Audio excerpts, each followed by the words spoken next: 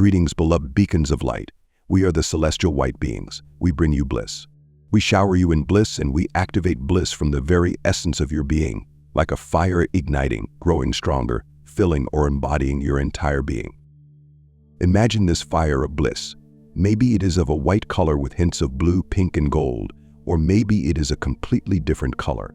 Your bliss is personal to you. As you ignite the bliss within your being, you allow it to be embedded into every cell and aspect of your being. This will fuel all that you are, all that you do, and all that you create. Let yourself be a fire of bliss, and let that fire spread far and wide. Today we, the celestial white beings, wish to speak with you of the now, the present moment. We encourage you to contemplate the present moment. Every present moment is different. Each time you think of your present moment, you may be in a different space physically and mentally or emotionally. Every present moment has its own blessings, has its own teachings, enlightenment, and realizations.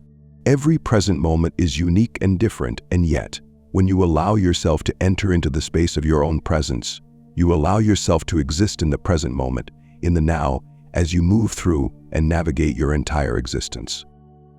It may seem impossible to be connected to your own presence while moving through different present moments. A present moment is when you are connected to your presence and aware of your own self and all that is around you. It is like a high alert within your being and around you. It is a time of observation, observing without judgment, even without the need for action, simply witnessing. As you allow yourself to witness your own being, or the positive blessings that you are, as well as the stuck energies, you connect to the divine flow of your being, and you allow everything to flow with ease. Your soul, your creator presence, your sacred spiritual abilities, they all flow with greater ease. It's as if all doors are open.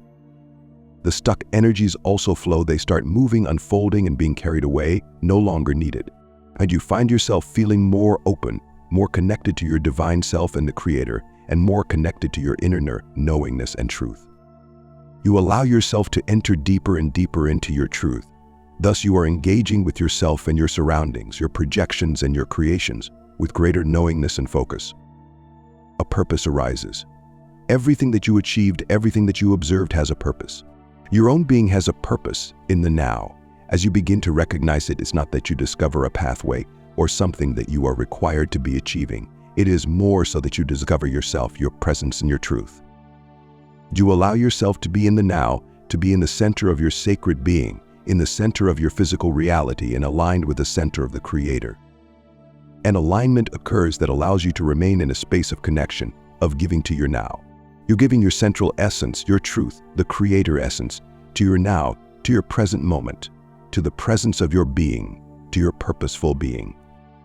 You're giving all that you are, all the fulfillment, all the sacred vibrations, the bliss, the love, the peace. Everything that you are giving it to your now. You are giving it to your presence, to this moment in your reality, to every moment in your reality. It is not that there is a need to keep your attention into your presence at all times, because it would be impossible to live your reality. However, with the connection, something blossoms and opens within your being, and you are safe in your presence. You are safe in your truth, in all that you are. You're giving your divinity to this moment. Even as your mind may be distracted elsewhere, you're constantly in a space of giving a divinity to your presence and to your present moment, to your now. That even adopting this understanding for a few moments in the morning will create tremendous transformations and shifts within your day. With practice, you will find yourself sinking deeper and deeper into the now within your being, into all that is the Creator. It is so essential to give to your now. Essentially, it is all that you have in any given moment and the most delicious understanding and experience. We invite you to contemplate our words, to explore. We are the celestial white beings, and we thank you. When we're looking to grow, what we're really trying to do is step into a new, expanded view of ourselves.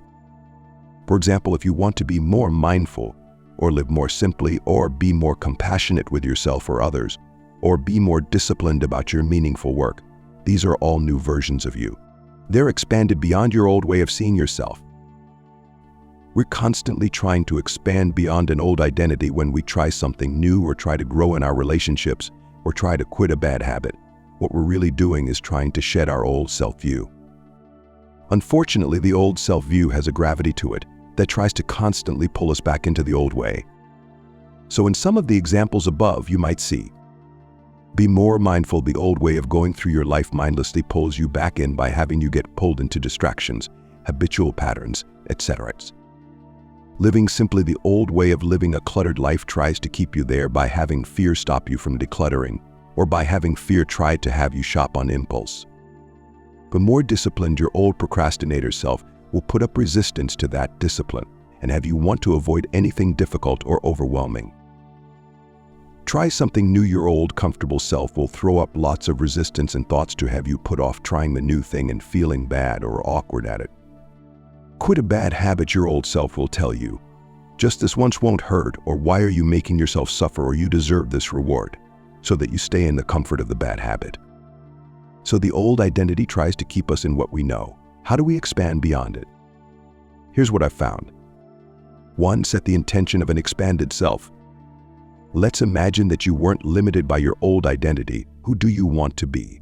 What would you like to do that feels a bit impossible? It can be something small. I want to wake up a little earlier, or it can be a massive shift for you. I want to put my creative work out into the world in a bold way.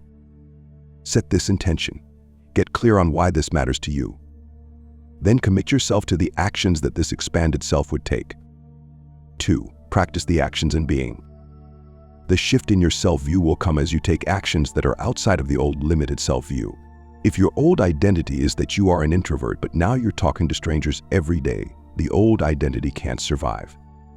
So commit to taking the actions every day, or at least most days, because it's okay to give yourself breaks.